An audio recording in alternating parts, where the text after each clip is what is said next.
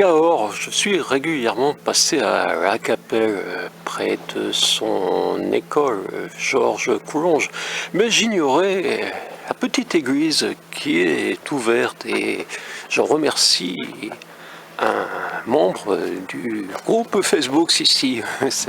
Facebook peut être utile pour faire connaître des églises du groupe département du Lot. Il se reconnaîtra. Cette petite église est ouverte, c'est rare encore dans nos campagnes, parce qu'ici on est à la campagne.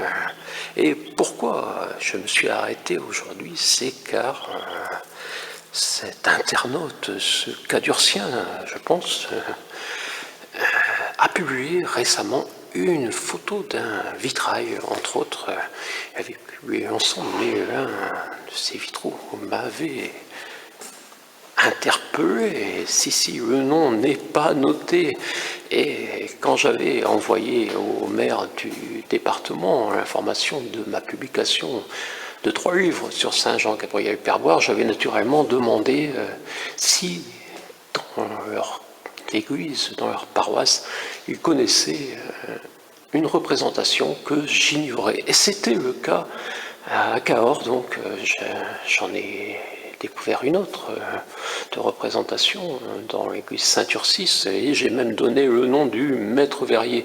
Ici, c'est moins difficile, car si ce vitrail n'est pas noté, Jean-Gabriel Perboire, qui était à cette époque-là bien heureux, à côté, c'est un vitrail signé de, disons, Gilbert, qui n'a pas été le plus grand des maîtres verriers qu'ait connu notre région. Il était de Montauban, on peut dire qu'il s'inspirait sûrement de Dagran. Oui, on peut dire qu'il s'inspirait de Dagran, qui était de Bordeaux. Donc voilà, j'ai tenu à vous présenter en vidéo et également en photo, qui feront peut-être un peu doublon, on peut redire, mais voilà, c'est aussi le but où on publie 3000 fois pour avoir des j'aime, le pont va l'entrée. Mais les vitraux, nous ne sommes pas nombreux à nous y intéresser, oui, car il faut s'arrêter dans une église, souvent les portes sont fermées. Donc voilà, monsieur le maire de Cahors, monsieur JMVF, je me vois formidable, ne m'avait donc pas signalé la présence de ce vitrail. C'est pourtant du patrimoine hautois. J'avais même signalé au service du patrimoine à la dame qui s'en occupe, que, après lui avoir demandé si elle connaissait le nom du maître verrier, quand je l'ignorais, après lui avoir informé que j'avais découvert le nom du maître verrier, elle ne m'avait pas répondu. Je pense que peut-être pour certains, les vitraux ne font pas partie du patrimoine. Il suffit de multiplier par le nombre d'églises portant les prix des vitraux de la cathédrale Saint-Étienne pour se dire qu'on a un véritable patrimoine qui vaut une fortune. Imaginez si un président de département se lançait dans la restauration des vitraux parce qu'il considérait que c'est essentiel. Ce serait dramatique pour certains, ce serait une dépense d'argent infondée. C'est mon ombre qu'on voit, ce n'est pas une apparition. Quand je vais terminer sur ce qui pourrait être considéré comme une apparition, mais non, ce n'est pas ici qu'est apparu dans le futur Saint Jean-Gabriel-Perboire, accompagné d'une Vierge noire, disons. Si, c'est dans le livre que vous n'avez pas lu, là où nous allons soumissionner, et non pas soumissionner. Ça, ce sont parfois des travaux, peut-être qui sont soumissionnés.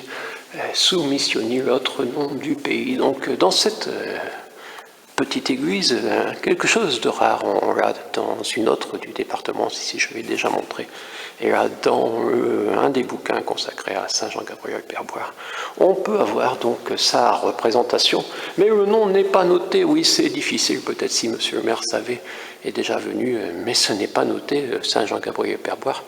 Donc je répète qu'en 1895, il était tout juste bien heureux. C'est sûrement pour cela, fin donc 19e, qui figure dans de nombreuses églises, car ça correspond à cette époque. Donc je vous montre le bas du vitrail qui note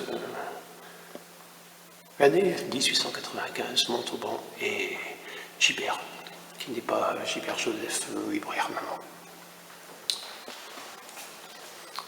Et cette lumière qui était présente il y a quelques instants par terre, elle a disparu. Parfois les lumières apparaissent et disparaissent. Donc je vais m'arrêter sur ce vitrail, je vous montrerai sûrement une photo pour conclure. Ici, Cahors, avec Cahors TV, on peut également, on dure encore un tout petit peu, de toute manière, vous n'êtes pas nombreux, j'en suis certain, à écouter en intégralité mes petits propos.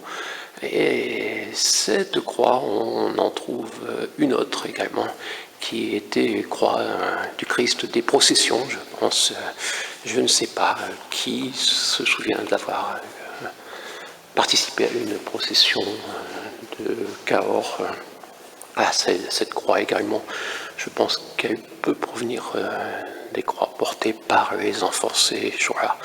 Enfin, je vous parle d'une époque que je n'ai pas connue et que peut-être les plus anciens, mais qui ne regardent pas mes vidéos, pourraient se souvenir. Ce serait bien de leur demander de se souvenir et de témoigner du temps où il y avait des processions, peut-être pour faire pleuvoir. Et oui, certains diraient que c'est absurde une procession pour faire pleuvoir. Mais certains envoient bien des avions, peut-être pour faire pleuvoir, non? Ici, Cahors TV, où, comme vous le voyez, il m'arrive encore de m'intéresser au patrimoine. Une semaine après la publication de mon 7e roman, 9 ans après le 6e, dont n'ont toujours pas parlé les médias subventionnés de la presse écrite départementale, régionale, nationale.